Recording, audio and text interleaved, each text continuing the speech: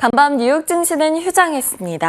한편 지난주 증시 흐름을 주간 단위로 살펴보면 다우지수가 1.25% 상승해서 올해 최고치에 도달을 했고요. 나스닥의 경우에는 3.25% 상승해 8주 연속 상승세를 이어오고 있습니다. 시장은 이제 이 상승 랠리가 계속 이어질 수 있을 것인가에 대해서 궁금증을 가지고 있는데요. 이 시장 흐름 어떻게 보는 것이 좋을지 김태수 위원님과 함께 이야기 나눠보도록 하겠습니다. 위원님 안녕하세요. 네, 안녕하세요. 네, 간밤 시장 흐름 어떻게 보셨을까요? 네, 지난 금요일부터 얘기를 좀 해봐야 되는데, 톰 바켄 리치먼드 연준 총재가 나와가지고, 인플레이션 빨리 안 떨어지면은 금리 인상할 수도 있다. 너무 일찍 처리하지 마라. 이런 얘기를 했습니다. 그러면서 이제 시장에 충격이 좀 왔어요.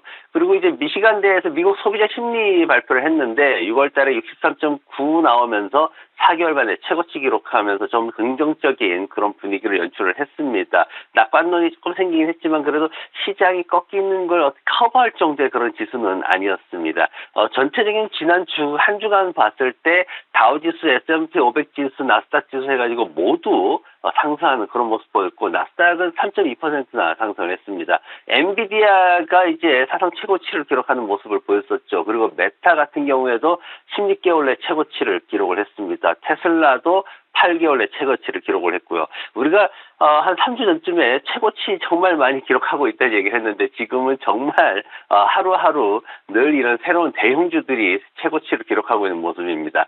엔비디아나 이런 AMD, 대만 반도체 이런 종목들을 주로 보유하고 있는 이제 ETF입니다. SMH라는 코드를 쓰는 ETF가 주간으로 4% 이상 상승을 했고 그리고 델타와 아메리칸 에어라인 중심으로 돼 있는 JETS라는 코드를 쓰고 있는 ETF가 5% 이상 상승을 했습니다. 그리고 어도비라든가 오라클을 중심으로 이렇게 구성하고 있는 IGV라는 코드를 쓰고 있는 ETF가 또 5% 이상 상승하는 모습 보이면서 전반적으로 기술주들에 대한 기대감 계속해서 이어지고 있고 그리고 바닥권에 있는 종목들, 항공이라든가 여러 가지 그런 바닥권에 있는 종목들에 대한 관심도 더 커지고 있는 그런 모습을 보이고 있습니다.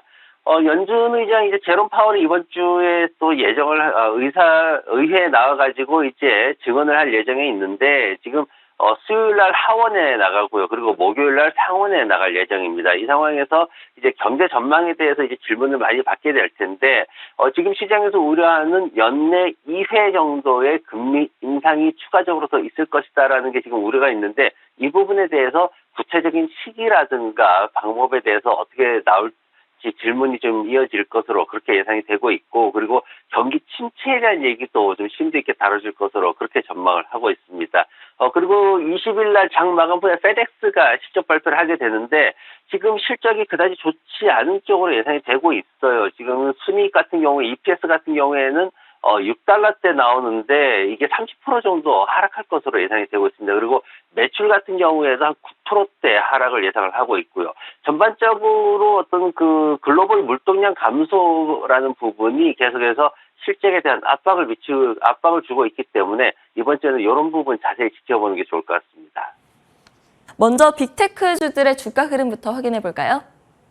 네, 인텔이 $36까지 올라가는 아주 좋은 모습을 보이고 있습니다. 시스코 같은 경우에도 $50 선에 안착하는 모습을 보였고요. 굉장히 잘 안 움직이는 종목들이 이렇게 좋은 가격대에 위치하는 그런 모습들을 보였습니다. 애플 같은 경우에는 지금 목표 주가가 $190로 조금 올라갔죠. $180에서 $190로 지금 UBS에서 올렸는데 문제는 매수에서 중립으로 투자 의견을 하향 조정했습니다. 그래서 다른 쪽에서는 다 좋은데 지금 애플만 주가가 좀 주춤하는 그런 모습을 보이고 있어요. 그래서 이런 부분들에 대해 가지고 우리가 좀 더 생각을 해봐야 되고 시장에서 지난 금요일에 이제 코닝이라는 회사 우리가 이제 주부님들은 코닝 하면은 그 그릇 알고 계실 거예요. 잘 안 깨지는 그릇 이렇게 알고 계실 거고 요즘 분들은 코닝 이러면은 우리 핸드폰 앞에 유리 액정으로 이제 유리 코팅하는 그런 기술을 알고 계실 겁니다. 이 유리 코팅하는 이 기술이 이제 인도에서 협약을 통해 가지고 더 크게 성장할 것이다. 이렇게 지금 전망이 나오면서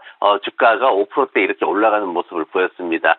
그리고 이제 말씀하셨던 소파이 같은 경우에는 지금 파이프샌들러라든가 오펜하이머라든가 아니면 뱅크 오브 아메리카라든가 이런 회사들이 갑자기 모두 등급을 갖다 낮춰버렸습니다. 한꺼번에 낮춰버리면서 지금 최근 이제 주가가 급등하면서 이렇게 좀 의견이 낮아지는 그런 모습들이 나오면서 주가가 지난 금요일 날 10%나 하락하는 모습이 있었습니다. C3 같은 경우에는 지금 SM 매니지먼트라든가 프랭크 펀드 같은 곳에서 지금 너무 과장돼 있다, 너무 과대평가돼 있다 이런 얘기를 했어요. 그러면서 이제 한 마이너스 4%대 하락을 했는데 지금이 그 인공지능 쪽에 이제 적극적으로 매수하기에는 가장 좋은 타이밍은 아닌 것 같다 이런 의견이 나오면서 인공지능 관련된 주식들이 이제 한 템포 쉬어가는 그런 모습을 보였습니다. 오늘 가지고 온 차트는 제가 어도비 가지고 왔습니다. 지금 17개월 만에 $500를 돌파하는 모습을 보였는데 정고점이 $700예요. 지난 이제 실적 발표할 때 현금이 자그만치 $66억 달러나 현금을 갖다 창출해냈다 이렇게 발표를 했고 부채가 36억밖에는 안 되기 때문에 36억 달러밖에 안 되기 때문에 굉장히 안정된 그런 재무 구조를 보이고 있습니다. 거기에다가 CEO가 나와가지고 2023년도 지침 자체를 상향 조정하는 가이던스를 상향 조정하는 모습을 보였고 앞으로 클라우드 사업이라든가 다양한 쪽에서 인공지능이 추가되면서 더 큰 성장을 이룰 수 있다 이렇게 얘기를 하면서 인공지능 분야에 이제 어도비도 가세해가지고 더 크게 기대치를 올리는 그런 모습을 보였습니다. 네, 어도비에 대한 자세한 분석까지 들여다봤습니다. 그럼 오늘 위원님의 픽은 무엇일까요? 이번 주에 위원님께서 3일 연속 AI 관련주들 가져오셨다는데요. 먼저 첫 번째 주인공 IBM부터 확인해 볼까요? 네, 지금 인공지능 시장에 대해서 굉장히 많은 얘기들을 하고 계실 텐데, 그 왈가왈부하는 그 많은 얘기들 중에 보면은 조금 이제 방향을 우리가 다르게 봐야 될 게 뭐냐면은 대부분이 보는 게 엔비디아가 더 갈 거냐 안 갈 거냐 여기에 집중하고 계시는데 거기에 집중하다 보면은 사실 우리가 속된 말로 먹을 게 별로 없습니다. 왜? 엔비디아는 이미 많이 올라와 있기 때문에 여기에서 더 올라가 봐야 100% 올라갈 거고 이런 정도밖에는 기대치를 못 가지죠. 신사업 분야에서 그 정도 기대치를 가지고 리스크를 무릅쓰고 고점에 들어간다라는 거는 사실 좀 투자하기가 굉장히 어려운 국면이 있습니다. 지금 보면 이제 엔비디아가 물론 6개월 동안 이제 3배나 뛰었습니다. 많이 뛰었죠. 그리고 마이크로소프트도 50% 이상 뛰었고 C3 같은 경우에는 지금 6개월 동안 4배 이상 급등하는 그런 모습을 보이기도 했습니다. 전체적으로 이제 올라가는 모습들이 마치 저는 이제 그 C3 올라가는 걸 보면서 차트를 보면서 무슨 생각을 했냐면은 지난 2020년 팬데믹 기간 동안에 니오가 주가를 끌어올리던 그 모습을 이렇게 얼핏 보였는데 그 당시에 니오가 7개월 동안 10배나 뛰는 모습을 보였거든요. 그 당시에 유동성이 굉장히 크게 보강되는 측면이 있긴 했는데 어쨌든 어떤 전기차 분야의 밸류에이션 가치가 새롭게 인정을 받으면서 등하는 그런 모습을 보였습니다. 그래서 우리가 이제 그 인공지능이라는 거에 대해서도 단순하게 엔비디아에 이제 집중해서 그렇게 보지 마시고 앞으로 따라올 것들, 이것들을 먼저 선점해서 들어가 있으면은 충분히 더 큰 수익을 올릴 수 있다는 측면에서 제가 3일 동안 그런 관련된 그 산업이라든가 종목들에 대해서 좀 소개를 해드리려고 합니다.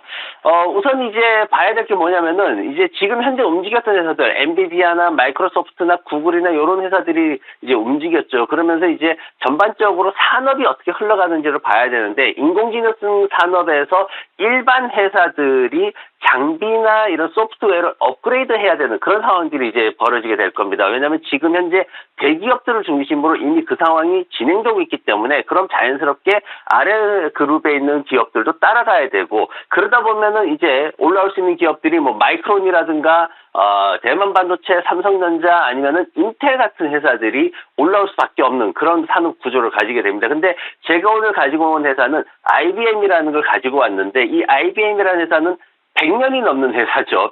미국 시장에서 100년이 넘는 역사를 가지고 있고 제가 가끔 가다가 왕들의 귀환이라는 표현을 쓰는데 거기에 이제 대표적인 게 포드가 있었고 그리고 제너럴 일렉트릭이 있었습니다. 그리고 이제 이번에 IBM이라는 회사를 여러분들한테 소개를 해드리려고 하는데 지금 그 IBM은 대부분 이제 소프트웨어라든가 아니면은 컨설팅 쪽을 통해 가지고 수익을 창출하는 그런 회사로 알려져 있습니다. 역시 앞으로 일반 회사들이 인공지능이라는 분야로 이제 업그레이드하게 되는 이런 상황에서 굉장히 고가의 장비를 사야 되고 고가의 소프트웨어를 사야 되는 상황이 오면은 단순히 그들의 역량만으로는 할 수 없기 때문에 반드시 컨설팅 기업이 들어가고 IBM이 그 핵심이 될 것이다라는 게 바로 인공지능 산업에 흘러가는 그 스토리로 저는 보고 있습니다. 그래서 지금 IBM이라는 회사가 지구상에서 가장 IT 분야에 있어서 가장 강력하고 가장 안전한 컨설팅을 하고 있다라고 평가를 받고 있기 때문에 이 회사의 어떤 앞으로의 비전에 대해서는 충분히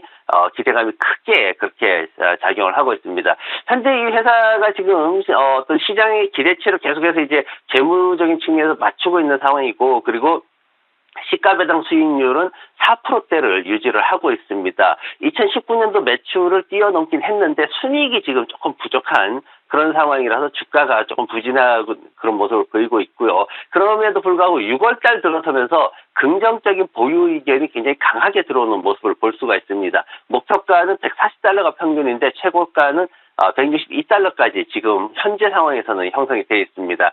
차트 보시면은 제가 이제 그 어떤 차트의 흐름을 가지고 볼 때 좀 장기적인 차트를 볼 때가 있습니다. 그래서 이 회사 차트 같은 경우에도 좀 장기적으로 지금 이제 보고 있는데, 과거에 이제, 제가 왕들의 기한이라는 표현을 했는데, 포드가 20달러 돌파할 거다라는 예측 그 당시에는 전혀 못했거든요. 몇 년 전에는. 그리고 최근만 하더라도 제너럴 일렉트릭이 100달러 넘을 거라는 예측 아무도 안 했거든요. 하지만 이 회사들, 100년을 이용 기업들은 반드시 돌아오는 저력이 있습니다. 그래서 1911년에 처음 이제 회사를 설립을 했던 이 IBM이라는 회사도 이제 IBM의 또 다른 시간이 돌아오고 있다, 저는 그렇게 평가를 하고 있습니다. 그래서 지금 현재 이제 2006년도 이후에 금융 위기를 거치면서도 상승세를 꾸준히 보였던 그 구간이 있고요. 그리고 나서 2015년 불황 그리고 팬데믹까지도 거치는 횡보 구간이 있었습니다. 그리고 그 횡보 구간을 지나서 이제는 다시 상승 쪽으로 방향을 잡고 있는 장기적인 추세가 형성되고 있는 상황이 있고, 이 불을 당기는 게 바로 인공지능이라는 게 들어오면서 앞서 말씀드렸듯이 일반 회사들이 탈바꿈하는, 업그레이드하는 그런 과정들이 필수적인 그런 산업의 어떤 상황들을 우리가 예측을 해야 됩니다. 목표가는 저는 단기적으로 195달러까지 잡고 있고요. 그리고 손들면은 아래쪽에 110달러, 그리고 매수는 현재 기준가 수준에서 충분히 가능한 것으로 120달러까지 낮아지면 더 좋은 가격이고요. 그렇게 보시면은 좀 편안하게 투자를 하실 수 있을 것 같습니다. 네, 오늘 위원님의 픽은 인공지능 관련주들 중에서도 IBM이었습니다. 이제는 IBM의 시간이 되돌아오고 있는 걸까요? 매수가는 127달러, 목표가 195달러 보면서 대응해보자 이야기해 주셨습니다. 지금까지 김태수 위원님과 함께했습니다. 오늘도 좋은 말씀 감사합니다. 네, 고맙습니다.